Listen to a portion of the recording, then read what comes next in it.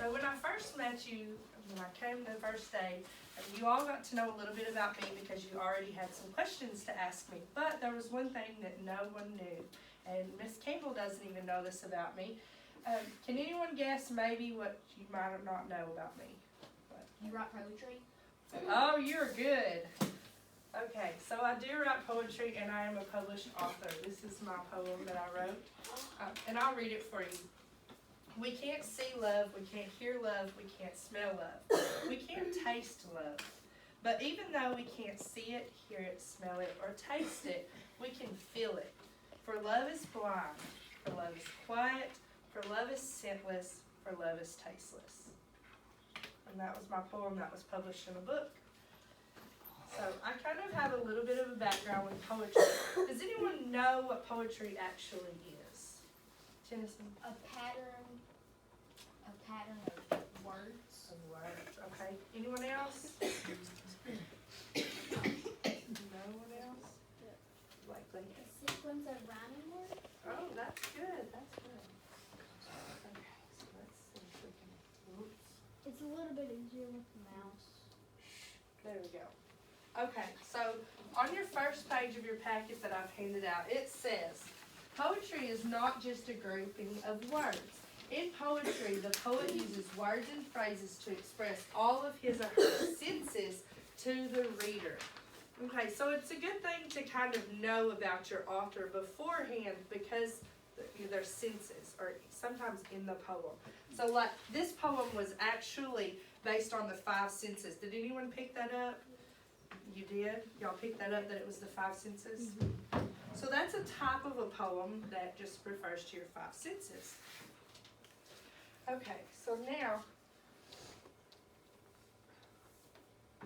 when we read a poem, we should be reading poetry is like digging for treasures. Have you ever dug for a treasure? Yeah?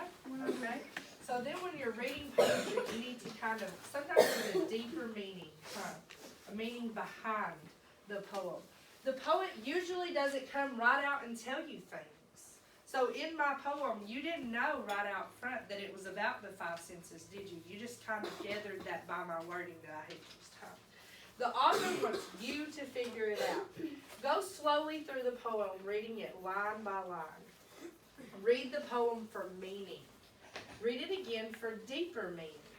Read it again this time looking for things like rhyming patterns, repeated words, metaphors, similes, and other words that stand out to you. Now, did you notice something? Metaphors and similes. Did y'all know those can be in poems? Yes. What are they? Gunner? A simile uses like or as. Okay. And what does a metaphor use? Metaphor does not use like or as, but it still compares two things. Good job. So that's figurative language, huh? Does it have a rhyme? Try reading it out loud to see. What feeling do you get from reading the poem? Does it make sense? What is the message of the poem? What is the message of the poem? If the words are too hard to understand, take the time to look up the meaning of the word. The poem will make much more sense. So in normal reading, when you're reading in a book, sometimes you can figure out a word by context clues. Does anyone know what context clues are? Likely. Context clues are like kind of like things in the book, like keys in the book to make you understand what they're talking about. Good job. So it's like words around a word that you don't understand. So in a poem, sometimes that's not possible because a line could be 2 words. So you really need to figure out the meaning of every single word in the poem to be able to get the deeper meaning. Now reread the poem looking for hidden meanings. This is the fun part, like being a detective. What is the poem really trying to say? If the poem is too hard to understand, put it down and go back to it another time. Most of all, just have fun. Okay, so today we're going to read a poem that I figured you would all like, because when I started to learning about you guys, you all told me, most of you told me that you liked baseball or some type of sport, right? Yes. Okay, so today we're going to read Casey at the Bat by Ernest Lawrence Thayer. And we learned earlier that it's good to know about your author before you read the actual poem, correct? Okay, so let's learn a little bit about Ernest Thayer. Ernest was born on August 14th, 1863 in Massachusetts, and he died on August 21st, 1940 in California. Thayer grew up in a well-to-do family. Well-to-do means he was wealthy. When he was young, he was educated privately, so that means he was a little further ahead of everyone else, okay? Because back then we didn't have public school. It was private schools and your parents paid for it. In 1885, he graduated from Harvard with highest honors. Ernest worked as a writer for the San Francisco Examiner. The last piece he wrote was the ballad Casey at the Bat in 1888. And actor D. Wolf Hopper recited Thayer's Casey at the Bat poem on stage and made it famous. People did not know that Thayer was the original author of the poem for many years. In his later life, Thayer was in poor health and wrote very little. He married in 1913 and lived in California with his wife. In 1917, he worked to help the World War I effort. He wrote very little in his later life, but his famous poem lives on. So when he actually wrote Casey at the Bat, it was anonymous. No one really knew what it was, and then the guy an actor read it on stage, and that's how it became famous. So today,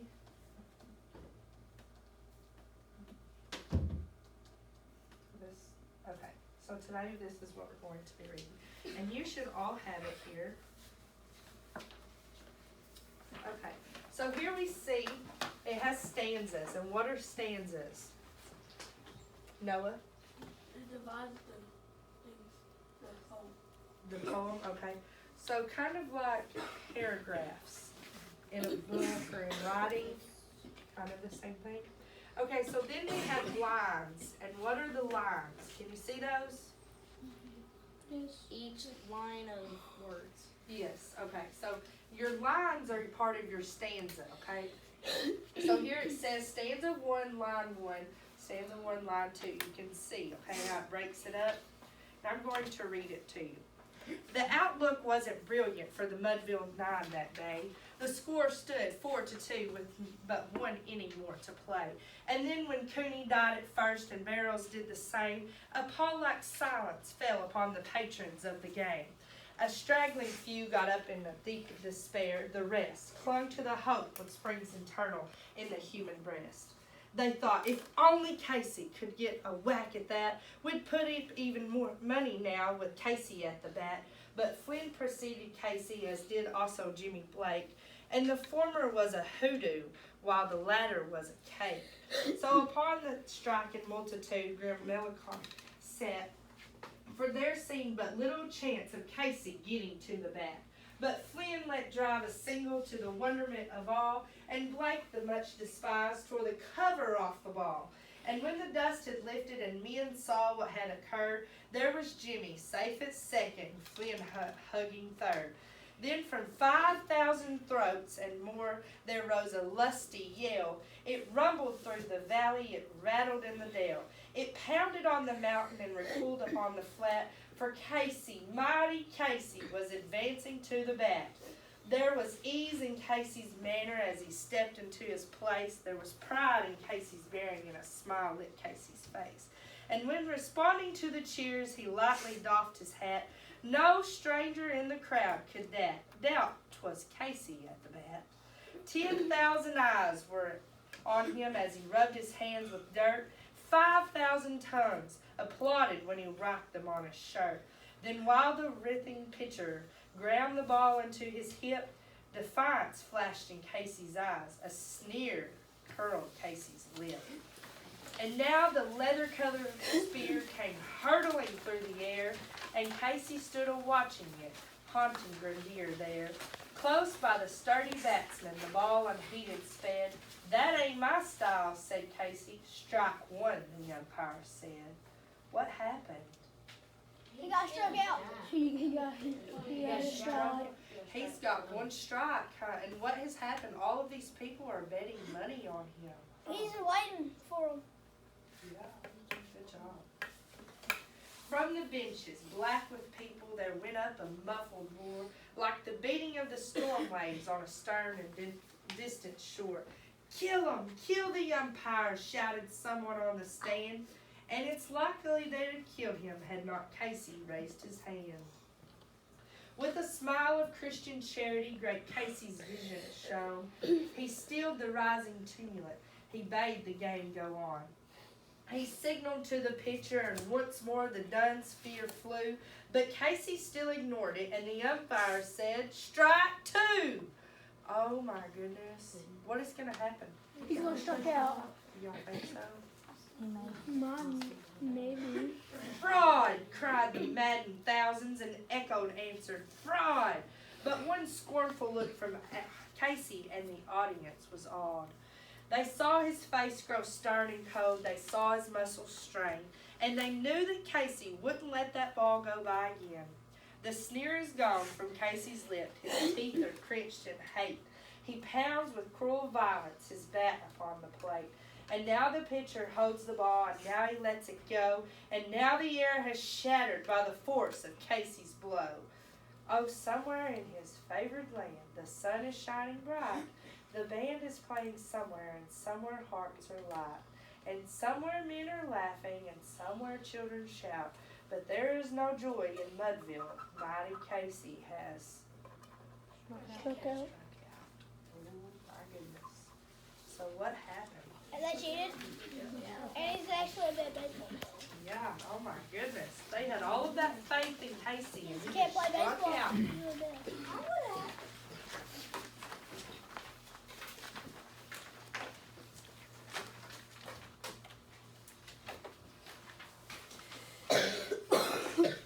Okay, so in this poem, what are the Mudville Nine referred to in stanza 1?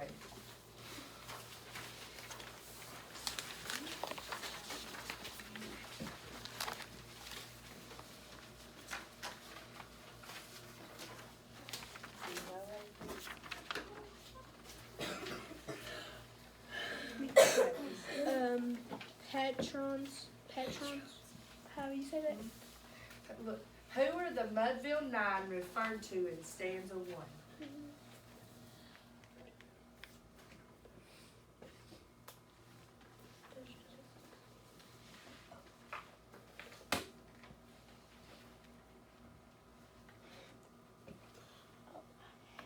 Did you figure it out? I had it, but then I lost it.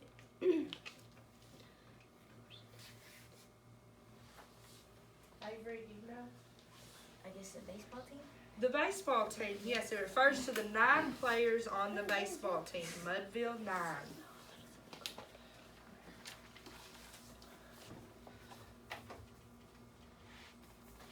Okay, describe the setting of this poem. Where and when does this poem take place? How do you know? Likely. The poem is most likely taking place in a baseball field, maybe. Mm-hmm. So and there's really no hints at the time frame that this takes place, huh? We don't find any evidence in our text of where. What does it mean in stanza 1 when Cooney died at the first and He got Burroughs? out. Okay, and Burroughs did the same. A slickly silence fell upon the patrons of the game. Back to the question we were at, you could assume that it wasn't during spring. Okay, because baseball is in the spring. Good Or job. fall. Is fall ball? There's fall ball. Good job. Just gathering. It refers to him being touched by the ball or being out when it says that Cooney died at first and Burroughs did the same. And they probably felt like they were nervous, huh? The patrons. Who are the patrons? Weston. People watching the game. The people watching the game. Okay, so the patrons fell upon the patrons of the game. So the sickly silence means that they were probably nervous, huh? Because now what had happened? Cooney and Burroughs had both gotten out at first, huh? So see how you can get a deeper meaning of the text? It doesn't actually tell you that they got out at first. Okay, so what is the rhyme scheme of this poem? Explain with examples from the text.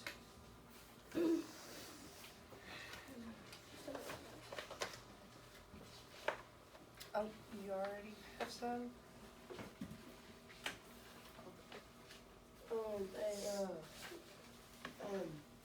I had this in my head oh, rhyme pair? Okay. Rhyme pair? There is rhyming, isn't there? Can you tell me maybe like what the rhyming is? Look at the first line and the second line. Yes. Day, one, the first stanza and the second stanza, day and play at the end. Day and play. So when you have that, what is that? That's Rhyme pair. rhyme pair, end rhyme. Okay. So, can I write on this? What rhyme? Okay. So we have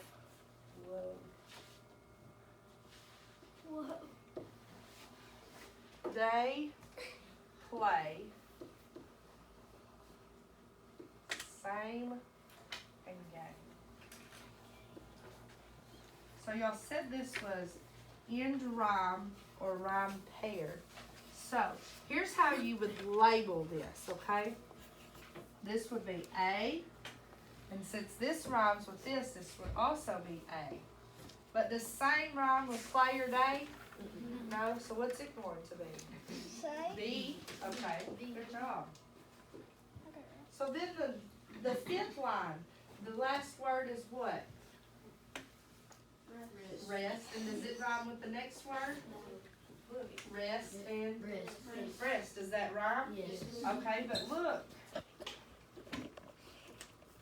What happened?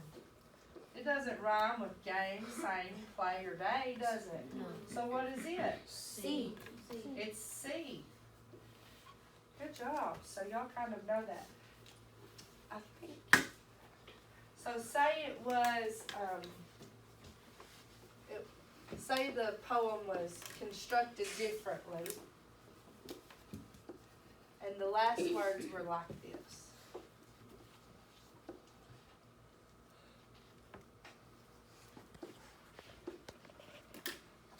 What would happen then? Gunner? It would be an alternate one. Good job. So it would be an alternate rhyme is what Gunner said, and that would be A, B, A, B. A, B, A, B. Good job.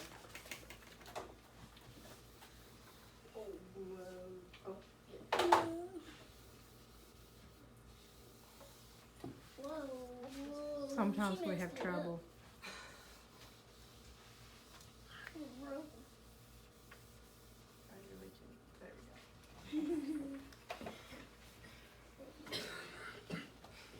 In stanza 3, so that means find stanza 3, the poem says, but Flynn preceded Casey, and as did also Jimmy Blake, and the former was a hoodoo while the latter was a cake.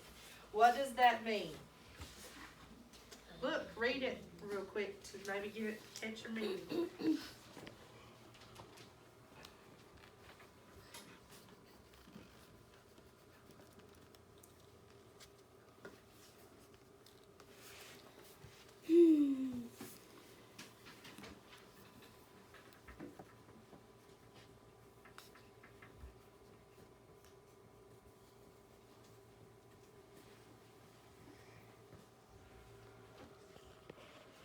Thaddeus, do you know? Yes, only on the stanza 9. When it says, but Flynn preceded Casey, it's talking about probably he hit a ball and then preceded him probably to or hit an RBI and preceded him to second base or third, something like that. So then what does it mean? And the former was a hoodoo while the latter was a cake. Noah? It was an idiom. They were name calling. It's an Good idiom. job. So you really don't know that they were making fun of them. You just kind of get what that they're name calling. There's that deeper meaning again. I want to be called a cake and delicious. In stanza 4, the poem says, Blake tore the cover off the ball. What does that figurative language mean? He tore the stuff up. Mr. Baptiste? Maybe he hit the ball hard. Okay, so what happened to the ball? Tore the cover off the ball. Tore the seams off, maybe. Tore the seams off. Good job. Find evidence of alliteration being used in stanza 5. If you don't remember what alliteration means, it's down there. The repeating of the same beginning sound in a group of words. A tongue twister.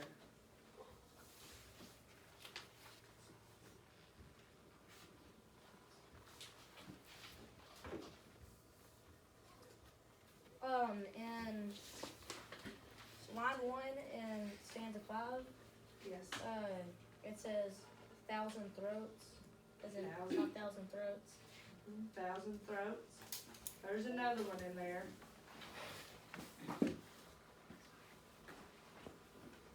Yes.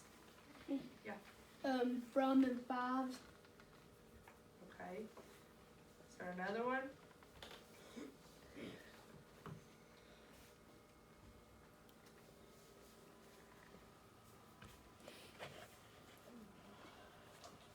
How about look at stanza 5 and it says, there rose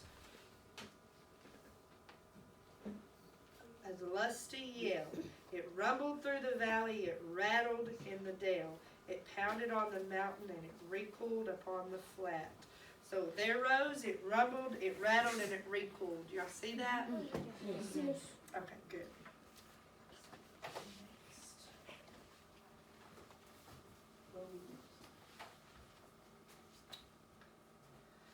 Okay, so that was the end of the questions that we have for that poem. Now today you're going to get out a piece of paper and we're going to write a different type of poem. I just wrote all this down and then put all down there.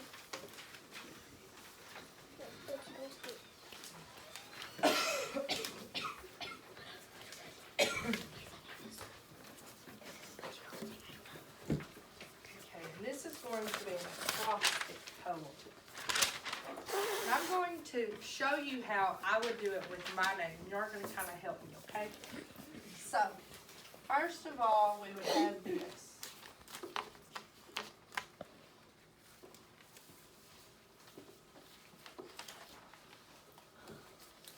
Okay, since my first name is Jessica, that's what we're going to do. So now, the way you do this is you use a word to describe that starts with a J. So, Jackson. go ahead. Joyful. Joyful. Do y'all think I'm joyful? Yes. A little bit. So it's going to be words that explain you, okay? So I wouldn't want to put jealous up there, would I? No, because I'm not jealous. So E. Gunner. Energetic. Energetic.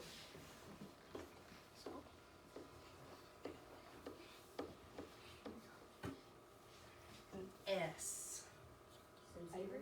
What? Sincere. Sincere.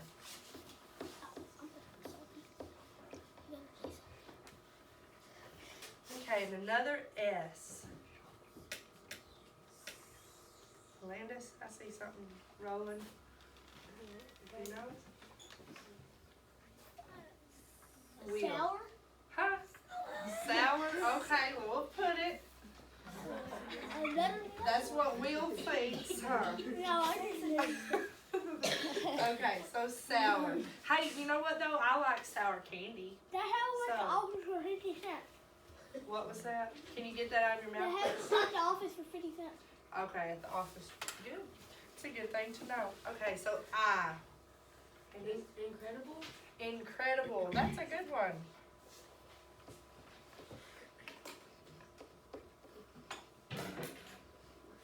C. Brody. Careful.